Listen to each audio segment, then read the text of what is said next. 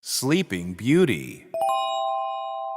There was once a kind and wise king who ruled over a large kingdom. The only thing that the king and queen were sad about was that they had no child. But finally, their prayers were answered, and they were blessed with a beautiful baby daughter. I'm so happy today. The little princess is so beautiful. I couldn't have asked for anything more. We must celebrate. We shall have a grand ball and invite everyone in the kingdom. I would like everyone to come and bless my lovely child. The king instructed his men to arrange for the celebrations and invite everyone to come and bless the princess. All the fairies were invited also. But the king's men forgot to invite one fairy who lived deep in the woods and who was known to be mean and wicked. At the ball, all the fairies came up to bless the little princess. I bless the princess with beauty. I bless the princess with wisdom and a kind heart. Suddenly, the mean fairy went up to the queen. You did not invite me to the ball, and you shall pay for it. Everyone else has blessed the princess, but I will put a curse on her. When she is 16, she will prick her finger on a spindle and fall dead.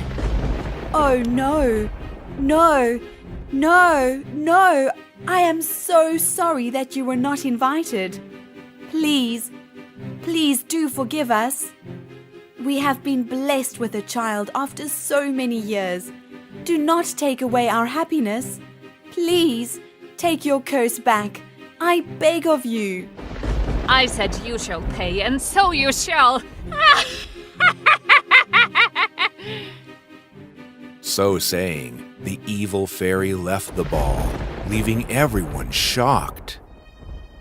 Oh, how could she? She doesn't deserve to be called a fairy. She's just an evil witch, I say. I don't think I will be able to bear this. My dear fairies, isn't there anything you can do to break this curse? All the fairies got together to see what they could do. After their discussion, they approached the queen. Your Majesty, it is not possible for us to break the curse of the evil fairy. But what we can do is make sure that the sweet princess will not die, but fall into a deep sleep for 100 years. Then the kiss of a young prince will awaken her. But by then we shall all be dead, and when she awakens, she will not recognize anyone. Oh, how will we enjoy seeing our daughter grow? Once again, the fairies put their heads together to find a solution, and after discussing for some time, they went back to the queen. Your Majesty, we have thought about this. When the princess falls into a sleep, everyone in the palace will also fall asleep, and when she awakens, the whole palace will awaken with her. This way she will know everyone. There was nothing more anyone could do, and everyone was very sad. Listen, everyone. First thing tomorrow morning, go out and destroy all the spindles in the kingdom. Not a single spindle should be left. The king's men set out the next morning and broke and burned every spindle they could find. However, they did not see an old spindle lying in a small, dusty room in the palace itself. Years passed. The princess grew up to be a beautiful and kind young lady. Everyone in the palace loved her. She spent her days roaming around the palace and in the beautiful gardens outside. And then, the princess turned 16. People came from far and away to wish her. I am so overjoyed to see our daughter grow up to be such a gracious and charming young lady. But now the curse of the evil fairy is coming back to haunt me. Let us not worry, my dear. I've done my best to ensure that all the spindles in the kingdom have been destroyed. If there is no spindle, the princess will not be able to prick her finger on it. I know. But the face of that evil fairy and her horrible curse just won't leave me in peace. The princess spent the entire morning meeting all the people who had come to wish her on her 16th birthday, and then went to her room to rest. In the evening, she decided to be by herself and explore some parts of the large castle that she had not seen. I never realized the palace was so huge. I don't remember ever seeing these rooms before. Oh, what is this? It seems to be some sort of tunnel. I wonder where it leads to. The princess was very curious and started to go along the tunnel, which led to a dusty room full of old things. I never knew there was a room full of such old things in the palace. Oh, there seems to be a light coming from the far corner and some funny sound. I wonder what it could be. The princess made her way to where she could see the light and hear the sound.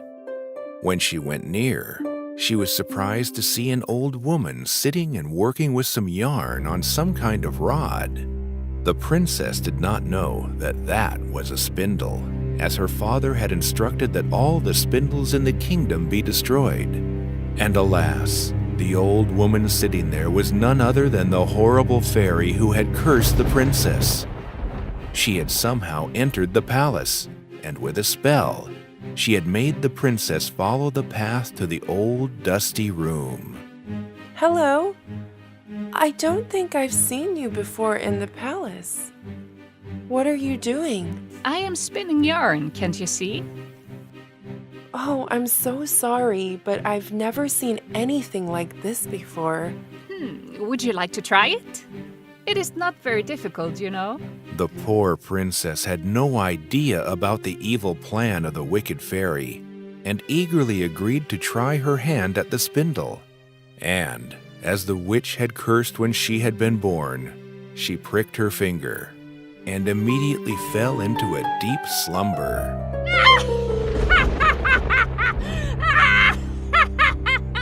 I had told the queen she would pay for not inviting me to her grand ball, and I have now taken revenge for my humiliation. I will take her precious daughter's body and show her. The evil fairy carried the princess to the main part of the palace to show the queen how she had taken her revenge for her insult. But what a strange sight met her eyes! Time had come to a total standstill, and everyone in the palace seemed to have just frozen in whatever act they were performing. Hey! What is this? What has happened to all these stupid people? The evil fairy did not know that the good fairies had changed her curse, and that the princess, together with all the other people in the castle, had fallen into a deep, deep sleep. My revenge is complete, but I would have been happier to see the queen's expressions on seeing her dead daughter. Well, it's time for me to be on my way. Away walked the evil fairy from the palace, not knowing the princess was not dead. 100 years passed, and everything and everyone in the palace remained frozen in time. But the beautiful gardens around the palace were overgrown with wild plants, and now looked like a thick forest. In fact, the palace could now not be seen by anyone who was passing by. One fine day, a prince from a neighboring kingdom was out hunting. He was an adventurous fellow and was not scared to go into the deep forest. Suddenly, the prince happened to see something much farther ahead. Goodness gracious, whatever can that be? It looks like the tip of a tower. But why would there be a tower in the middle of such a dense forest? I have to see for myself.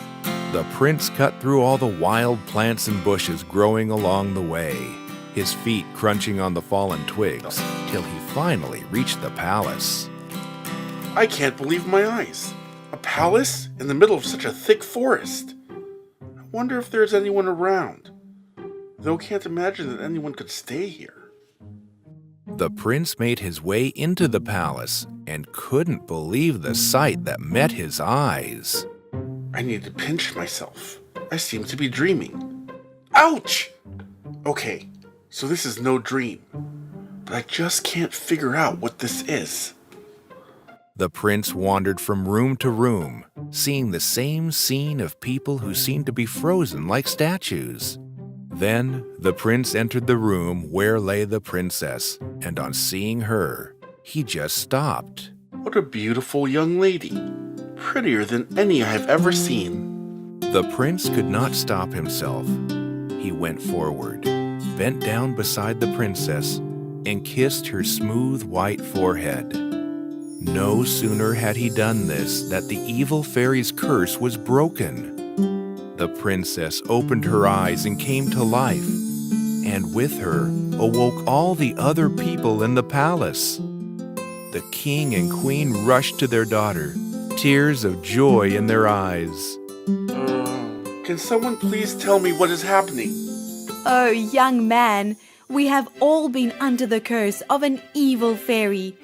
And by kissing the princess, you have broken the curse and brought us all to life. We don't know how to thank you. Well, I know how you can do that. I fell in love with your daughter as soon as I saw her, and you would make me the happiest man by giving me your daughter's hand in marriage. Young man, we couldn't ask for anything more. And so the palace that had slept for 100 years finally came to life. The silence was replaced with days of music and laughter and dancing to celebrate the wedding of the princess to her handsome prince, who lived happily ever after. Beauty and the Beast. Once there lived a merchant with his 3 daughters. Well, dear daughters, I'm off to the market. What would you like me to bring for you? Oh, Father, please bring me a beautiful dress. And I would like a lovely pearl necklace. And what can I bring for you, Beauty, my child? Father, I would be very happy if you could bring me a beautiful red rose. So the merchant set off for the market, and after finishing his business, he bought the dress and necklace for his 2 daughters. Ah, well, I've finished my business and shopping. It's time to head back home. It's getting late, so I'll pluck the red rose for Beauty on the way.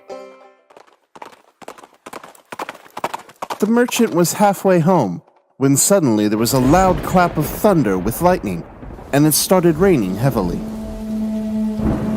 What awful weather. How am I going to reach home in this fierce storm? I can't even see any sign of shelter. Suddenly, the merchant saw a bright light, and going on near, he saw a beautiful castle. No one seemed to be around, so the merchant went inside. Oh my, a castle in the middle of the woods. And what a fine spread on the table. Yoo-hoo! Yoo-hoo! Anyone there? Strange. No one seems to be around. Oh well, I hope the owner won't mind if I help myself to some food. The merchant ate a hearty meal, and then went to find a place to rest. This is indeed a beautiful castle, and the bed there looks so inviting. Just what I need. The merchant was very tired, and fell into a deep sleep, waking only when the sun peeked in through the windows. Oh, that was a good sleep. The weather seems fine now. I'll have a quick wash and make my way back home. Ooh, I can smell some heavenly breakfast. Once again, a very fine meal was laid on the table. The merchant had his fill and was now ready to leave. I wish I could meet the owner of this castle to thank him, but can't see anyone around. Well, I guess I'd better be on my way. So saying, the merchant made his way to his horse, and was pleased to note that his horse had also been given fresh hay. Just as he was about to mount his horse, he saw a bush with beautiful red roses, and remembered his daughter's wish. But as he plucked the rose, A horrible-looking beast dressed in royal finery glared at him from behind the bush with eyes blazing. You're an ungrateful man. I gave you food to eat and my bed to sleep. And this is how you repay me? By stealing my beautiful flowers? You shall be killed for this. Oh, sir, I'm very, very sorry. I didn't mean to steal. My youngest daughter, Beauty, had asked me to bring her a rose flower, and I was taking it for her. Well, I will let you go on one condition. Anything, sir. I will do anything. When you go back, you will send your daughter, Beauty, to live with me here in my castle. What? Oh, sir. You can leave only if you agree to my condition. The merchant had no choice but to agree to the beast's condition. With a heavy heart, he left the beast's castle and returned home. Oh, Father, I love this dress. I can't wait to try it on. This pearl necklace is just beautiful. I'm sure my friends will be so envious. Thank you for this beautiful rose, Father. But why do I get the feeling that something is worrying you? Oh, my dear, dear Beauty. Unlike your sisters, you know me so well. I really don't know how to tell you. You can tell me anything, Father. I just don't want to see you troubled like this. The merchant then told Beauty all that had happened, and the promise he had made to the beast. My dear, I don't want you worrying your pretty head about it. I'll figure something out. No, Father. You have given your word. It is because of my rose that this happened, so I will go to the beast. With a heavy heart, the merchant went out and left his precious daughter at the beast's castle. Beauty was at first terrified on seeing the beast, but the beast was so gentle and kind to her that slowly Beauty lost her fear of him. The beast is very ugly, in fact, quite frightening to look at. But he has treated me so well. He is indeed a noble soul. So life went on. Beauty spent her days in the beautiful gardens of the palace, and the evenings she would sit in front of the fireplace doing embroidery. The beast sat near her, happy just observing her. However, one day things changed. Beauty, I've been wanting to ask you something for a very long time. Will you be my bride?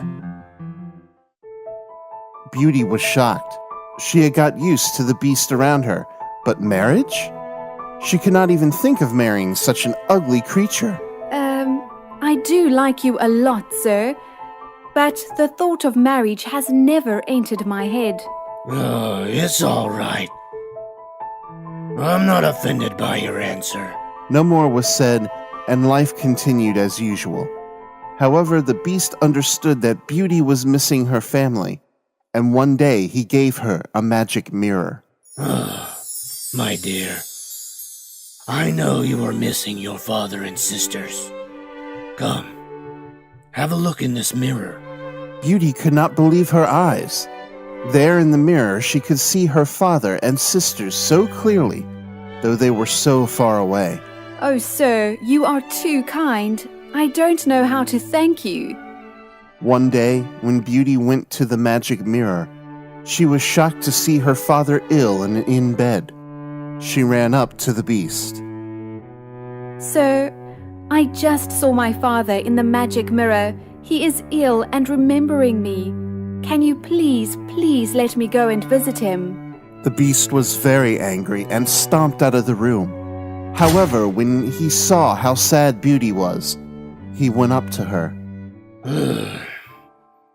All right, Beauty. I'll let you go to your father, but on one condition. You have to return to the castle in 1 week. I promise I will come back. You have been so kind to me. I cannot even think of breaking my promise. and so Beauty went to visit her sick father. My child, my child. Oh, how I've missed you. I cannot forgive myself for the situation I have put you in. No, no, father. You must not blame yourself and make yourself ill. The beast has been extremely kind to me. And even though I miss you and my dear sisters, I can see you every day through a magical mirror that the beast has given me. With his precious daughter with him again, the merchant became well very soon. Beauty was so happy to be with her family again, and she completely forgot about the promise she had made to the beast. And one night, she had a horrible dream. She saw the beast calling out her name. He seemed to be in a lot of pain and was begging Beauty to return to him. Oh, how could I have forgotten the promise I made to the beast? He has been so good to me, looked after me so well. I have been so happy with my own family that I completely forgot about him. Beauty rushed to her father's room. Father, father! What's the matter, my child? What's happened? Are you not well? I must leave immediately, father. I saw the beast in my dream. He was pleading with me to return and seemed to be in a lot of pain. I must hurry, father. If anything happens to the beast, I shall never be able to forgive myself. Yes, dear, you must go back. But why don't you wait until morning? No, father. I must not delay for a minute. The beast needs me, and I must go to him immediately. So saying, Beauty quickly got ready and ran to her horse, and was soon on her way to the beast's castle. When she reached, she could not see the beast anywhere. I hope I am not late. I couldn't bear it if anything happened to the beast. After being away from him, I now realize how good he was. Oh, where do I look for him? Suddenly, Beauty heard a groaning sound from the garden. Well, She ran there, and among his beautiful rose bushes lay the beast. She then sat down near the beast, and tears started flowing down her cheeks. I am so sorry that I broke my promise. I didn't mean to. I really didn't. Please, don't leave me. I want to marry you. I really do. Suddenly, a miracle happened before Beauty's astonished eyes. As soon as she uttered the words, the beast began to transform into a handsome young man. What is happening? Who are you? Beauty, I am actually a prince. The prince of this castle. An evil witch had cast a spell on me. She changed me into this beast that you saw me as. Only if someone agreed to marry me the way that I was, would the spell be broken. I fell in love with you as soon as I saw you, and I now know that you are a lovely person also. I was afraid to let you go in case you did not come back. Beauty, will you marry me? I feel I am in a dream. Is this really happening? This is no dream, my darling. I am a prince. And now you are going to become my beloved princess. Come, let's go and tell your father.